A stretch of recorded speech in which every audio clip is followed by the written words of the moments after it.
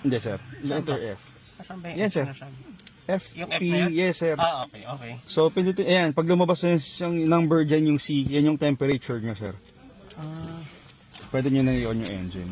Yun nga lang sir, hindi nyo siya mababalik yung sa mileage, yung sa gas. Kailangan nyo patayin ulit yung engine.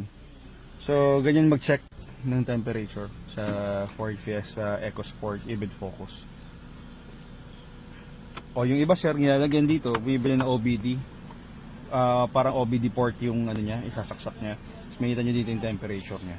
hindi yung parang temperature dyan na gumaganong gano'n. Hindi yun sir, ano yun, temperature ng loob ng kotse yun sir. Pwede rin yun sir, pero mas accurate kasi ito sir eh. Kaya mas prefer namin. Tumataas yun eh, pag mainit. Oo. Yung parang guhit, di ba? Yes sir, bar. Mas accurate kasi ito sir eh. Ibig sabihin, pag in-start ko, pipindutin ko muna yan, yung F. Hindi sir, wag yung munang start sir. Yung tulad yung sabi ko kanina. Ulitin ko sir step by step. Sige, step. Lagay yung susi, lagay lang sir, wag yung bubuksan na ganyan. Lagay lang. So wow, hold, press and hold. So magbilang kayo ng 1, 2, 3, 4, 5. Ignition on lang sir, hindi engine start. May lalabas dyan test. Pag lumabas yung test na word, bitawan nyo na, then pindutin nyo lang sir. Hanggang mapunta kayo sa letter F. Pag nasa F na kayo, dahan-dahan na lang sir. Ayan, letter F na ako, so dahan-dahan. Yan sir. Tapos Yan, pwede mag-start. yan ang temperature. Ng engine mismo sir. Yung 64, yun yung normal lang. Hindi sir, kaka-start pa lang natin sir. So tataas pa yan. So okay lang siyang start sir. Okay lang siyang start sir. Ang importante kasi is bumababa yung temperature.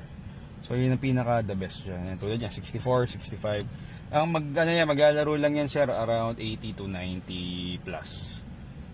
Kasi yung overheat na to sir is parang around 120 to 130. So yung last time yung sinasabi nyo yung lumabas dito, yung kulay red. Yun yung ginawa na overheat. Too late na yun sir. That's too late pag ganun. Hindi, kasi kabibili ko lang. I mean, yun nga yung in-explain ko rin. Thank you. In-explain ko rin sa inyo sir para hindi na maulit. Kaya nga pinush namin sir yung cooling system nyo. Kasi sir, umilaw na hindi lang siya bumalik, which is maganda. Tsaka tinignan naman namin hindi pa siya halo, tubig lang so safe pa siya gamitin. Yung ginawa natin is for prevention. Kasi kung papatagalin nyo siya sir, baka maghalo na yung ano. hindi, mag-overheat kayo sir. Mas malaki nga yung gastos sir, parang 50,000 above. So instead of, magkano lang yan sir, yung ano namin sa inyo. 35 lahat. Oo sir, kasama na yung starter doon, wala nang problema. Teka, ano nga pala yung nakikita kong pag umaandar ako, nakikita temperature yung ano yun, yung kasama sa engine din yun. Kasi yung nag-overheat ako, tumaas siya eh. Oo, kasama yun. Pero sir kasi, Yan, pag